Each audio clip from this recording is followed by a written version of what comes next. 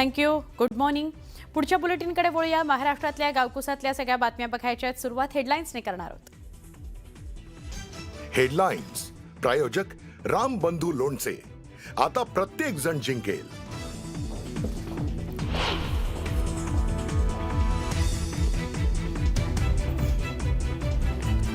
राज्यातील स्थानिक स्वराज्य संस्था निवडणुकीसंदर्भात सुप्रीम कोर्टात आज सुनावणीत कोर्ट काय निर्णय घेतं याकडे सगळ्यांचं लक्ष.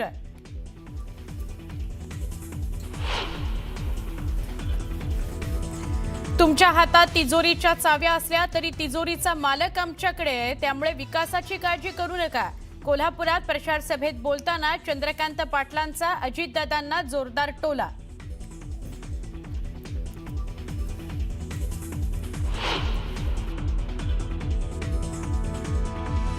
ज्या अधिकाऱ्यांनी हा जो घोळ केलाय त्यांच्या खुर्च्यांच्या बाजूला बसून या याद्या तयार करण्याचं काम झालंय.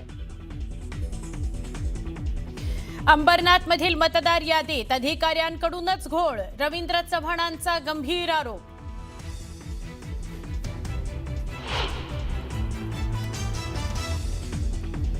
विकासाच्या मुद्द्यावरून बोलताना अजित पवारांची घसरली जीभ.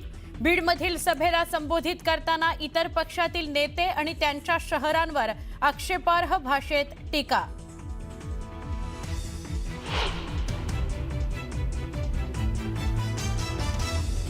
दिल्लीच्या प्रेमनगरमध्ये पिटबुल जातीच्या कुत्र्याचा लहान मुलावर हल्ला.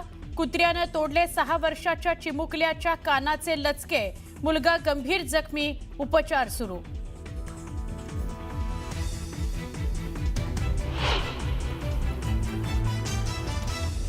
अयोध्येतील राम मंदिरात पंतप्रधान नरेंद्र मोदींच्या हस्ते आज ध्वजारोहण सोहळा. राम मंदिरावर फडकणार धर्मध्वजा. संपूर्ण अयोध्या नगरी सजली.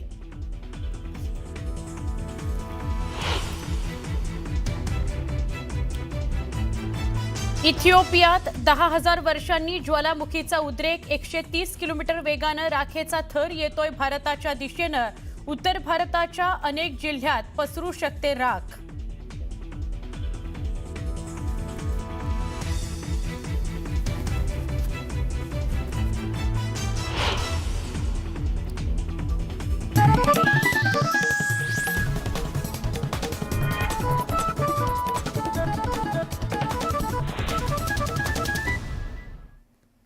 नमस्कार. बुलेटिनमध्ये आपल्या सगळ्यांचं स्वागत. सविस्तर बातम्यांनी सुरुवात करूया.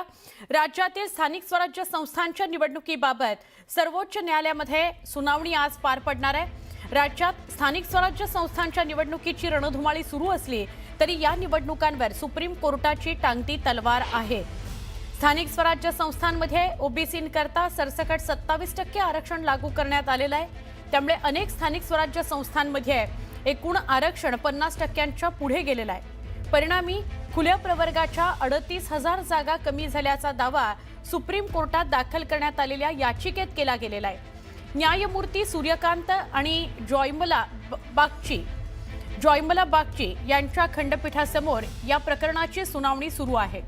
तेलंगणातही 50% मर्यादा ओलांडली गेल्याचं समोर आल्यानंतर उच्च न्यायालयानं ताशेरे ओढले होते. त्यानंतर तेलंगणा राज्य निवडणूक आयोगानं तिथल्या निवडणुकांना स्थगिती दिली होती.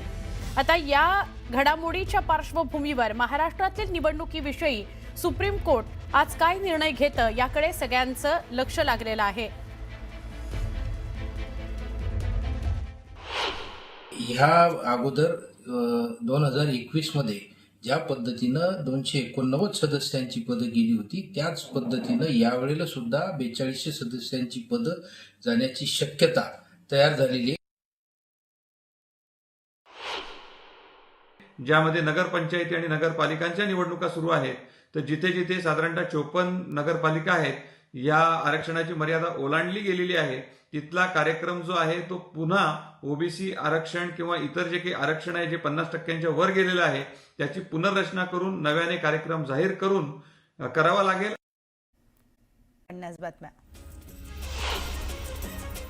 स्थानिक स्वराज्य निवडणुकांबाबत उद्या सुप्रीम कोर्टामध्ये महत्त्वाची सुनावणी पार पडणार आहे. त्यामुळे सुनावणीवर संपूर्ण राज्याचं लक्ष लागलंय. ठाकरे बंधूंनी निवडणूक आयोगाला पत्र लिहिले. 21 दिवसांमध्ये मतदार यादीतील घोळ दुरुस्त करा, नाहीतर निवडणूक पुढे ढकलण्याची मागणी या पत्रातून करण्यात आली आहे. विरोधकांच्या वॉर्डमधील मतदार याद्यांमध्ये घोळ असल्याचं आदित्य ठाकरेंनी म्हटलंय. तर हा घोळ नाही, देशद्रोह असल्याची टीका देखील त्यांनी केली. घोळ दुरुस्त न केल्यास रस्त्यावर उतरण्याचा इशारा देखील दिलाय. धनंजय मुंढेंसारखा नीच माणूस कुणीही नसल्याचं म्हणत मनोज जरांगेंनी टीका केली आहे. पापी वृत्तीतून त्यांनी राजकारण उभं केल्याचंही म्हटलंय. बीडच्या अंबेजोगाईमधील अजित पवारांच्या प्रचार सभेत धनंजय मुंढे गैरहजर होते. धनंजय मुंढे गैरहजर असल्यानं राजकीय चर्चांना जोरदार उधाण आलंय.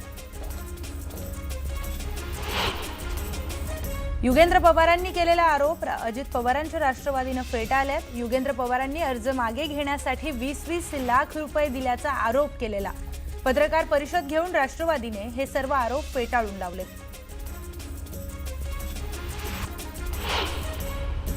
नशिराबाद निवडणुकीमध्ये भाजप आणि शिवसेनेकडून जोरदार प्रचार करण्यात येतोय. रात्रीच्या कॉर्नर बैठकीतून जोरदार प्रचार करण्यात येतोय. बैठकीला मोठ्या संख्येने लाडक्या बहिणींनी देखील उपस्थिती लावली आहे. मुक्ताईनगरमध्ये शिवसेनेला युतीचा प्रस्ताव दिला होता, पण त्यांच्याकडून प्रस्ताव न आल्याचं वक्तव्य मंत्री रक्षा खडसेंनी केलंय. तर मुक्ताईनगरमध्ये भाजपचं मोठं लीड असल्याचं देखील त्या म्हणाल्या.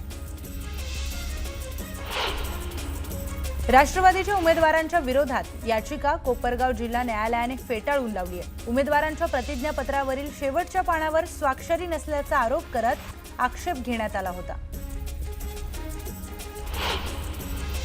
उपमुख्यमंत्री एकनाथ शिंदेंनी धुळ्यातील पिंपळनेर नगरपरिषद निवडणूक प्रचाराच्या भाषणाची सुरुवात अहिराणी भाषेमध्ये केली आहे. त्यामुळे उपस्थितांची त्यांनी मनं जिंकली. यावेळी बोलताना काही लोकांना जमाल गोटा दिला पाहिजे अशी खोचक टीका देखील त्यांनी केली. शिंदेंची शिवसेना पैशाने मतं खरेदी करते असा आरोप विनायक राऊतांनी केलाय. तर जव्हार आदिवासी भागामध्ये लोक थेट एका मताचा रेट विचारतात असंही ते म्हणाले. मालेगावमधील अत्याचार प्रकरणातील आरोपीला तात्काळ फाशी देण्याची मागणी करण्यात आली आहे. रावेरमधील सुवर्णकार समाजाने ही मागणी केली. दरम्यान तहसीलदारांना निवेदन देखील देण्यात आलंय. सिंधुदुर्ग सावंतवाडीच्या काही भागामध्ये अचानक पावसाने हजेरी लावली. दरम्यान नागरिकांची यामुळे तारांबळ उडाली आहे. तर प्रचारासाठी बाहेर पडलेल्या उमेदवारांना देखील याचा फटका बसलाय.